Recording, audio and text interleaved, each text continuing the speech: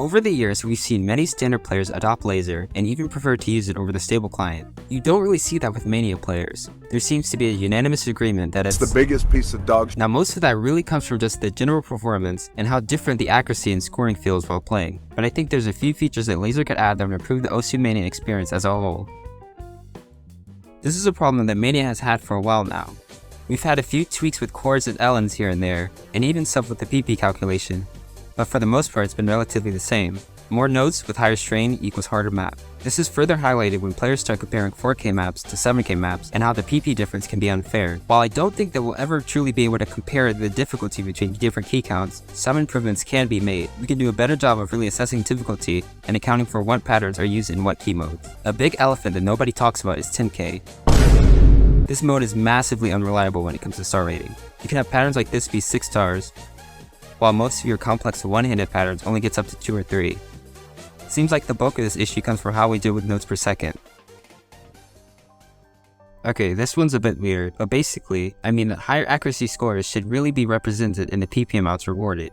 Take a look at these scores. Without even accounting for what kind of map this is, we can immediately tell that the first player's skill must be miles ahead of the other two players, as they're able to nearly 1 mil the map, while the two players have many more mistakes, yet the PP difference is only 1 in 7. Imagine if these scores had a 20% PP increase, or anything really that did a better job of reflecting the person's performance. And to further expand on this idea, maps that are truly hard to axe should reward more if a player can set high scores on them. This goes back to having a difficulty calculator that can actually detect this. There's two aspects I want to bring up here: how the scoring is actually handled, and how it's presented to the player. The first issue comes from the fact that getting 100% is now only equivalent to a 1 million score. I'm actually okay with this, if they plan on changing the grading requirements, but this can lead to scores looking like this. This makes sense by the math, but it's incredibly different to what we're used to. I can't even articulate why this feels so wrong, but it just does. I mashed through most of the score, and the accuracy and PP definitely reflect it, but the score seems relatively high in comparison. To further highlight this, imagine, you can potentially have a 950k score still be an A rank. So yeah, something about this could definitely be adjusted. As for this graphic here, I feel like the traditional error graph that we've seen in other games does a better job of conveying your timing errors, as we can also see when in the map you made a mistake. So maybe having both of these graphics could be useful. It would be nice to see some of these conversion mods actually work for Mania maps. I know converting between key counts doesn't always lead to the most sensible patterns, but it allows you to practice different key counts when you just don't have enough maps, or if there's a song that you really like. Even the dual stage mod doesn't work, and that's the most straightforward one. Peppy stated that he wants to have every mod ranked in lazer, so I don't know how you could balance something like this with scoring. And converting key counts downwards leads to maps being really dense, but I still think it's an idea worth exploring. At the very least, allow us to play Mania maps with DS. It would make sense with all these co-op options anyway. This is one of those features that's not fully realized in lazer. In fact, a lot of players might not even know that it exists. The main issue comes from the fact that if you use a skin with column coloring already, it can mix and look messy like this.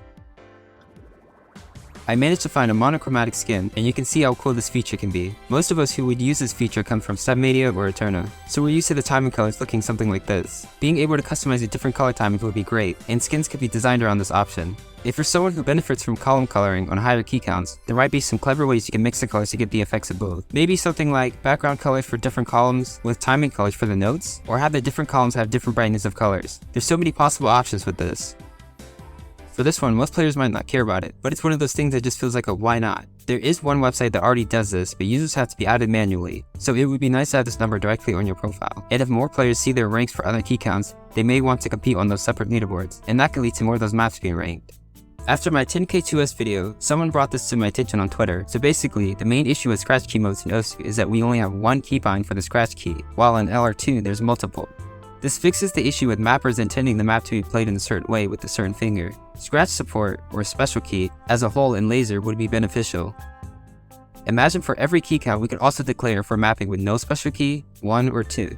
And on top of that, set multiple binds to allow for playability on any mapping style. Now, there's only ranked 7K plus 1 maps in the game, and as far as I can tell, there are no scratch heavy maps that currently need this, so this is more of a thing that will allow for future mapping styles. Now, I know most of these weren't necessarily features in a sense, or groundbreaking changes of that sort, but I still think it's worth bringing up some of the possible additions that could be made. A lot of Osu Mania is heavily focused on just 4K, 7K, and being the fastest player with the highest PP, yet there are many aspects of this game that can be improved upon and explored in lazer. If you have any additional thoughts or ideas, leave them in a comment below.